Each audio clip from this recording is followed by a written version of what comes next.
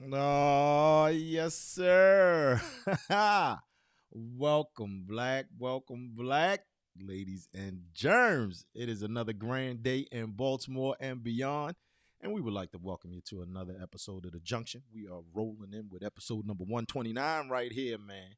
Yes, yes, yes. And this is the place to be for all the people to see where lifestyle and culture meet the Black experience. I am Joseph Garner, along with Damon Williams. It is a Black Canvas Tuesday, and we are here to talk all things music, all things art, artistic, you know, had those high level conversations and drink deeply from a cultural perspective out here. That's what we like to do, man, when we disseminate information to the people. And we got somebody special today, Dave. Got somebody special today, man. How you feel about this conversation? What you think? Hey man, we one of the greats, man. One of the greats. One of the greats, yeah. And it's actually tragic. It's not tragic. It's not tragic? No. Okay. All right then. Okay. Lived a long life. Lived a long life. Yeah. Okay. Pull it. Yeah. Get the mic. Pull it a little closer to you. You good? Yeah. We popping for the people in here. You know. We live and direct. All right. So they're wondering, Damon, who we talking about, right? Who is this legend? Who is the classic individual that we are speaking of? So that means that I have to go to the drum roll. Let me find it real quick. Yeah. I gotta find the drum roll. Here we go.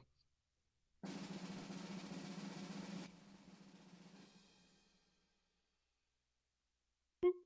There it is, man. Go ahead and pop it up for the people, man. Today we are going to discuss the legendary Roberta Flack. How about that one, dude? Y'all ready for this? Y'all ready for this? And unfortunately, was yesterday, right? Yes. Directly yesterday, that the soul sister transition went on, singing some melodies for us in the ancestral realm out there. But today we're gonna deep dive and we were talking all things R&B. That's crazy that we discussed Drake this month too. Talking R&B out here. But for the Black Love Month, we discussing all things rhythm and blues out there for the people, man. So that's what we're gonna do, man. We are discussing Roberta Flack today. Let me find a beat. I'm gonna drop it for him, Damon. She had quite the afro. Yeah. Good stuff. I hope the people can hear us, cause it sounds awfully low in the headphones over here. Maybe it's just me. I don't know. No. You sound good? Yes. Yeah. I think you're Okay. all right. Maybe I think my hair's in the way. Maybe that's it. Get all this hair out of the way. Yeah, that sounds a little better. Yeah. All right. Here we go, man. Here we go. Roberta Flack, Damon. Facts and figures for the people. All right. Born February 10th, 1937, Damon, in Black Mountain, North Carolina. So she's a North Carolinian. Raised in Arlington, Virginia. She was introduced to music at an early age through her mother, a church organist. Did you know that one? No. Yeah. I didn't know she was that old. Yeah. Became skilled at the piano by the age of 9. All right. Excelling in classical music. All right. Flack earned a full music scholarship to the Mecca, Damon, Howard University, at just 15 years of age. All right, now that's pretty good, man. Making her one of the youngest students to ever have enrolled at the university. All right, she later shifted her focus to voice, becoming an assistant choir conductor and earning recognition for her direction of Aida. All right, now after graduating, you always like when the signal drops out there, but we good. After graduating, it says at the age of 19, she pursued her graduate degrees, but had to leave school following her father's passing. All right, instead taking a teaching job in North Carolina. Now, Flack's journey into professional music began in Washington, D.C., where she performed in clubs such as the Tivoli Club, all right, and the 1520 Club, playing piano and singing the blues, folk, and different pop standards. All right, her talent was soon recognized by blues musician Les McCann, who introduced her to Atlantic Records. And as they say, the rest was history out there, man. There you go.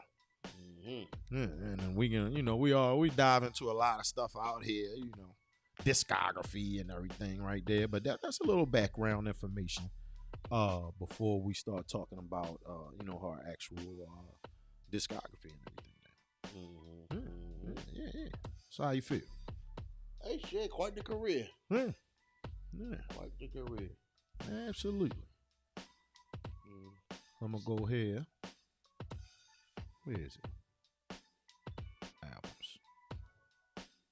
And kind of travel that path that most R&B stars travel, back in the day. Start out in the church. That's usually the story. That's usually the story. That used to be the story. I don't know where they. What happened nowadays? They can't sing. With them honing their craft. They don't own their craft. Oh, shots fired. That's terrible. I mean, the church is a training ground for, what I mean? But you can tell a lot of these people they're not being trained up. A lot of musicians, they learn in the church. Okay. I mean, that's as old as time. All right. Well, here you go, Damon. Boom, discography, right? In 1968, she recorded her debut album, First Take, which gained national attention when Clint Eastwood featured The First Time Ever I Saw Your Face in his film Play Misty for Me. All right, now the song became a #1 hit. Ooh, look at that, Damon. In 1972, and earned Flack her first Grammy Award, all right, for Record of the Year. She went on later to release a successful series of albums. You see them up there on the screen, right? Quiet Fire, right? She partnered up with, that's probably her greatest collaboration, is Donny Hathaway, who the people see on the screen right there, right? Donny and Roberta Flack and Donny Hathaway, the album, right? Oh yeah. And with Donny Hathaway, she recorded iconic duets like "Where's the Love" and The Closer I Get to You. They performed back together. No, which one they performed on the Grammys? I think it's Back Together again. They performed on the Grammys. Yeah. So there's actually some live footage of them performing together out there. It's been unearthed recently been unearthed about them. No, it's like some footage of them. It just like went viral. There's a whole concert of them performing together. Okay. I hear you. Now, they're saying here, following Hathaway's death in 1979, she continued with her solo career. Of course. That was a tragic death. Yeah. We know about all of that, and she performed "Killing Me Softly," "Feel Like Making Love," and she later collabed with Peabo Bryson and Maxie Priest. Remember any of those days? I do not. The Peabo Bryson and Maxie Priest collabs out there. Never been a Peabo Bryson guy. Yeah. No offense to Peabo Bryson, I just never got into. Just never got into his music. No. Yeah. So there you go. You see a lot. See a discography up there. I own that album. I own a bunch of these. First Take. The people saying chapter 2 right now. Damon's always 30. He's lagging behind in the studio. First Take. Sorry. Yeah. A bunch of these actually. Quiet Fire. A bunch of them. You should have brought the receipts, man. You gotta bring the receipts. Man, you rushing out the door. Yeah, and then they in the car and then get warped and all that stuff, man. Things are old as dirt. Right. But what I would say is just thinking about even bringing the records. It's one of the reasons why I like physical media. Why physical media is to me is superior to the digital age we live in, because something like this, when we grew up, we crate diggers. Yeah. Because not even just hip hop. If you like music, you would go through your parents' old records. Mm-hmm. So so I remember hearing Roberta Flack because in the 80s they were still playing her. Yeah. We were growing up. But like her stuff with Donny Hathaway, that was just old records my parents had. Yeah. And if they didn't have that physical media, I'd never know about it. So nowadays, if you're growing up with, like, what can your kids go through to kind of find out how you were, what you were into? So, like, just give an example. Just like say like a Miguel, the singer Miguel. What's that, like 15 years ago? Yeah. He was pretty popular. Yeah. And people listening, and he made quality stuff. Yeah. And you may have had this just, Adorn and all that other stuff. But there's no way of a child, of a teenager having record of that. They have no idea. Mm-hmm. And if you didn't save it in your Apple Music, you didn't, you know what I'm saying? Yeah. There's no way. Shoot, my old iPods from back then are gone. That's what I'm saying. I don't even have that record of that stuff. That's one of the beauties of physical media that we lose out on, that people don't talk about. Yeah. And we're not gonna get into books because people are not reading. I'm not gonna. He said not even gonna go that deep. I'm not gonna chip out about that. But but think about that though. And then you would go to your friends' houses, and then I remember so it's like the old drummer Buddy Miles. I remember going over. Is Slim Hardaway out there? Yeah, I don't know. It's a couple people in the chat right now, but they ain't saying who it is. But I remember his father, and Buddy Miles was kind of, like if you know, you know. Mm-hmm. But he was Jimi Hendrix's drummer, and had his own stuff. But he was one of these guys like that, like Donny Hathaway. Mm-hmm. If your parents didn't have that stuff, you would never hear this guy. You wouldn't know about it. And I remember being at Slim Hardaway's house, and his father had this album. Like, wow. So it wasn't just, so my father's not the only weird. So apparently my father wasn't that weird. His father, well, maybe both our fathers were weird. I don't know. Good stuff out there. Good stuff. Hey, look, y'all know what time it is, man. If you're following us on Instagram, man, hop on over to Z16 and smash that thumbs up for us, ladies and gentlemen. Yeah. It's about that time, man. Yeah, it's about that time. Hit that like button. Keep us in your algorithm. It's real easy, man. It's real easy to support over here. It costs you absolutely nothing. It costs you $0 to support, man. All you got to do is smash the like button. Come on through. Subscribe to us on all platforms, man, whether it be Souls of Men and Women on Instagram or Zone 16 Network on YouTube. Come on through, man. Y'all know what the time is, Right up there on the screen, www.zone16.net. Keep us in the loop. Boom. Smash that thumbs up right now. It's real simple for us, man. It's real simple for us. All the people out here that we support. Oh, we got one. Appreciate you. Hey, you might want to give a thumbs up for Bel Air Edison Area Revitalization, man. They are good people over there, man. They support this thing, and they make this thing go. How about this one, man? Give a thumbs up for www.matriarchcoffee.com. Woo! Put it in my veins. You can definitely holler at them online or go down to the actual cafe down at the Harbor. Always a good time down there at Matriarch Coffee Cafe. If you need your lashes done, ladies, holler at Lash by Ash. It's real simple. Set an appointment. Go ahead, do that. Your parties and events may need DJ services. So contact DJ Bean at 410-340-4914. Good people there, man. Good people there. How about Bird City Designs? www.birdcitydesigns.com, man, for Be More Neighborhood sweatshirt tees. Get them. They always in stock. And, well, Damon says that people don't read. So I'm going to end it with this one. Okay, not like they used to. Or if they ever did, honestly. Hey, man, we support authors here. We even had them on the show last year, man. Holla at Stephon folks, man. Go ahead, buy your copy of Project Black Beam out there. It's a good read, man. Good stuff there, Damon. All right. I remember an episode. Remember Cribs? Yeah. He used to come on MTV. Yeah. And I don't know if you call him a singer, DJ, whatever you want. The guy Moby, he was saying, like, man, I noticed that when his episode, he said how he noticed when they would show people's houses, none of them had a bookcase. Mm. You know what I'm saying? And he, like, you know, look, man. Oh man. I'll be quiet. But like you saw all them athletes and singers and rappers and none of them. And then after he said that, people would make a point to show their bookcases. After that. Yes, well, the ones who actually had books. Okay. All right, so we talk about cultural influence, Damon, social impact here.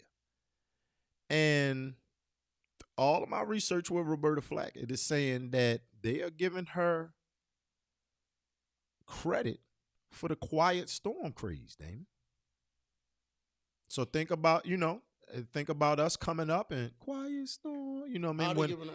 When the R&B vibe is rolling in, and that's what they saying, man. They give the capital THEY out there that when you grab all of this information from, they're saying that Quiet Storm, that's her thing. It helped. Roberta Flack is one of the artists that helped to usher in that era of the Quiet Storm. There you go. Much as I love Roberta Flack, I disagree with that. You disagree with that? I do. Okay. I mean, it was a sound. I mean, now when we think of the artists, because you and I, in the group chat, hey, let us know out there right now in the comments, man, if you feel that way about the Quiet Storm vibe. But when we were deciding on who to talk about, right, we were saying Denise Williams, we said Roberta Flack, right? So we were definitely in that era. That's the Quiet Storm era right there, right? I mean, the reason I push back on that because Quiet Storm is a format of playing all R&B, all love songs, all love songs. All love songs. Okay. You know what I mean? And that, I think Melvin Lindsay in DC and another guy, and appropriately at Howard, that's their station, who started that. So, she just is an artist that got some play, But you had, I don't know, I mean, any old R&B artist, certain ones got a lot of play. Okay. That's the only reason I say that. She's just one of the ones. All right, now, finishing up with the information here, Damon, did you know that in her later years, about her health challenges? All right, so she had first bout with a stroke in 2016. That's awful. Yeah, man. And then an ALS diagnosis in 2022. That's more awful. Yeah. Now they're calling for that diagnosis. That's what forced her to retire from performing altogether. All right. And then, of course, we discussed it earlier today, on February 24th, 2025, Miss Flack passed at the age of 88, Damon. So there you go. That's her exact age for you right there. Due to cardiac arrest. It's a long life. Yeah. Good life. Yeah. And did a lot. Well, did a lot, right? So we keep the receipts here, right? And an icon. Yeah. They throw their word around too much nowadays. Right. So here's an icon talking about an icon, launching an icon. Listen. I used to sing background vocals for Roberta Flack on the road. Believe in his own ability to produce his first album. Now, there you go. Mm-hmm. Roberta Flack launching Luther Vandross's career there. He's a backup singer for her. And she's saying, nah, man, you better than this, bro. Get out of here. He was. Well, clearly she saw the talent in the brother because, she launched, from there, she launched another successful career right there. So there you go. Did they ever collab? I mean, of course, with him being a background singer for working for her, but I wonder later on in life, The dude was a backup singer for like everybody. For a lot of different people. Like David Bowie.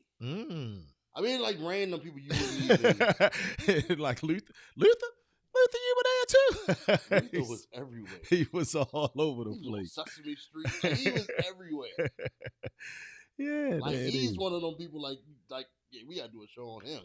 On Luther eventually. Like icon. Like I said, people throw that word around, man. And see, that's the thing. That's the beauty of, you love the era you're born and don't wish. You know what I'm saying? I don't believe in that being. People say I wish I was born in another era. You know, I don't believe in that. Mm-hmm. You know, but it's hard to argue that this era wasn't superior when it comes to rhythm and blues, their music. Absolutely.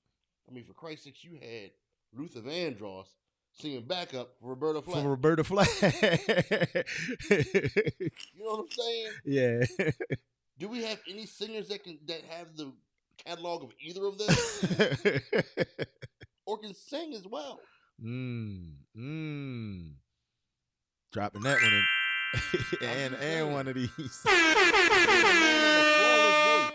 And he was singing backup. Backup. Yeah. How crazy is that? Yeah. Yeah. That's good stuff there, man. That's good stuff there. Icons. Icons creating icons out there. All right, so we're looking at, she also has a Christmas album.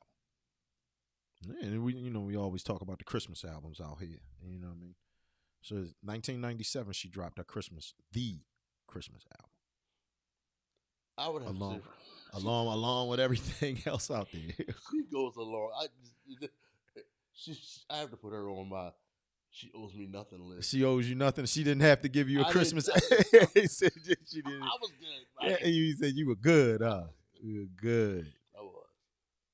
Yeah, I just running. I mean, it was, and then usually, fam, when we talk about the discography out here, we like to post the each album one by one. But it was too many. It was too many to competently list up here and to have them rolling on the screen for y'all. she's definitely talented lady. Another collaboration in here, Maxwell. I don't remember the song with Roberta Flack and Maxwell. I'm gonna have to look for that on the Apple Music sometime. There's a clip going viral of him singing with her in the dressing room. Maxwell. Mm-hmm. Oh, there you go. Man, you got when you see these things, you gotta send it to me. And I post it. We show it to the people. You know, it was on his page or something like that. But it's him, yeah. But it's kind of what do you call it?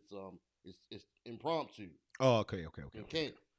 Of all people, I think it's like Taylor Swift was basically like, what do you call it when you shooting somebody and they don't know it? Oh, okay. Yeah. I got you. Yeah, I don't know if they were at the Grammys or what, but it's just footage of them singing together. Good stuff out there, man. Good stuff. So you saying no Quiet Storm for you? That wasn't. No. I'm saying, when I think of the Quiet Storm, I don't. No one person started that movement. That movement was kind of started based off of. Well, when I think of the person who started, it's not a singer who I associated with that format, that slow jam. DJ. Yeah, Melvin Lindsay, DC. You know what I mean? I think of that, what he did, and when you listen to WHUR back in the day, because and then you hear different stations now, like how Ralph Tresvant does that now in Baltimore. But like, yeah, I don't just think of. And then when because of our age. Speaking of Ralph Tresvant, he just did an album with Smith & Wesson. He owes me nothing. He don't have to give you anything. He don't owe me anything either. But like when I think of Quiet Storm, I'm not thinking. I'm thinking of like because of our age, Shantae Moore and stuff. You know what I'm saying? Yeah. Like that's the kind of stuff they were playing in the Quiet Storm when we were coming up. It wasn't too much of Roberta Flack. Wasn't a lot of Roberta Flack. Like our parents weren't the DJs. That's true. When I think of Roberta Flack right out here, man, let us know in the comments, fam, how you feel about this one. This is quintessential Saturday morning. It's playing. They're waking you up, and you're cleaning up the house listening to, you know what I mean? Different Roberta Flack, different Donny Hathaway, all of all of those different artists. All of these different being played on the antique. The old record players. You know what I mean? The old Vitrola. Yeah, the joint that it doubled as like a tabletop and everything. You know what I mean? With the pictures and all that on top of it. That's where Roberta Flack. When I think of her, that's where I hear these songs in my head. Definitely. And her songs have been remade. Yeah, Killing Me Softly. Yeah. And I'll be sure made that before. Before Lauryn Hill? Before the Fugees did. Yeah, before the Fugees did. Yeah, Killing Me Softly, that, if you want to relate it to the younger generation out here, you know, and have them be like tap back and be like, oh, for real, yeah, nah, that's not Lauryn Hill's song. Oh, that's not her song at all. Yeah, that's not her song. Although they did a good job. Good job. They did. Good job. And I don't like remakes. I don't like remakes. But that's I don't have a problem with that. Ah, okay. But I'll be sure his was respectable. Good job. Because I like it when somebody does do a remake. I like when they do something different with it, and it's footage of Roberta Flack performing it with the Fugees. Hey, I didn't dig deep enough. I need to find more of that. I need to find more footage of it. I'm gonna find it and post it on the X page out here, man. All right, so you know what I'm gonna ask, Damon. You know what I'm gonna ask. You already know, man. Wait a minute, let me find the right picture for us up here. Yeah, we always gotta go with the classic shot when we do this one. It always takes a while to load up. Boom. All right. So with the classic shot up there, right? The legends.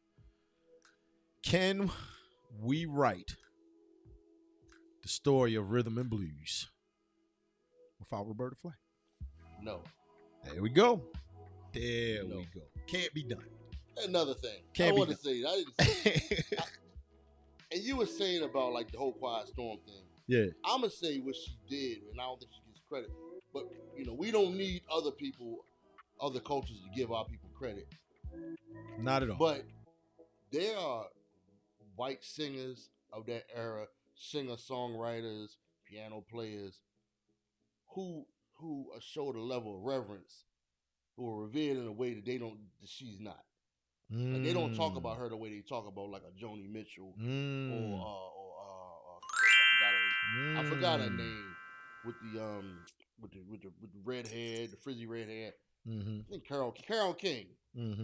They don't talk about her the way they talk about them, you know. And I would say her music is superior and more versatile. Well, look, we talk you know, all things. Wait a minute, let me find the right image here. James Taylor, you know, Cat Stevens, like you know, like she lived in that lane. Yeah. And she straight made R&B, and she did great duets. Well, I mean, and think of one of the greatest, you know what I mean, her collaboration in 2012, Let It Be Roberta, was with the Beatles.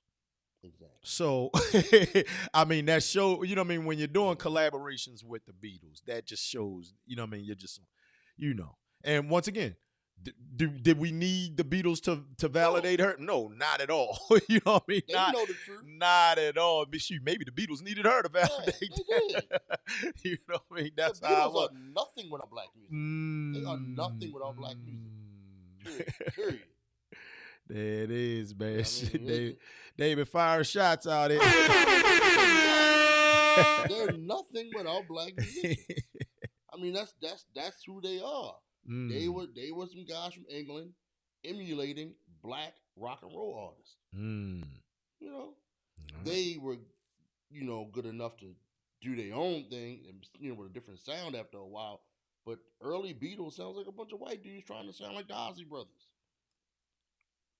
Early Ozzy Brothers. Like Twist and Shout. And speaking of Ozzy Brothers, one of the members of the band, Jasper. Yeah, Chris Jasper. Yeah, passed away today, man. We losing all our icons out here, man. But that's why the Junction is here, fam. You know what I mean? We always going to talk about them. We always going to keep them relevant in your mind. Keep it in your heart because we are the culture, man. We are the culture. We will be back because you know we always have people to do and places to see, man. So come on through during the Liquid Lunch Hour at another time, man. What is it? Thursday. We gotta figure out what fashion we're gonna talk about, man. Threads of influence out here. You know. Afros. Gotta talk about Afro. Oh, talk about haircuts? Afros, flat tops, cornrows. What do you think about? I don't have. Now, see, I will be mad because we had all the haircuts under the bush. You know what I mean? Under the sun. You know what I mean? Everyone out there. I don't have no pictures of none of that stuff no more, man. Of what, your flat tops? Nope. I don't have no picture of my flat top. Really? I don't have no picture, man. Not one school picture or anything of you in a flat with a flat top. Nope. I lost that. Remember that I lost my pictures that one time. Your mother probably has some pictures of you with a Some flat top. old school. I gotta ask her. Has to. Somebody got some. Yeah. We'll track them down. Hey, that sounds like a good one, man. Tune in on Thursday. We're gonna talk flat tops and we're gonna talk haircuts, man, and our influence on the culture. We'll holler at you later. Peace.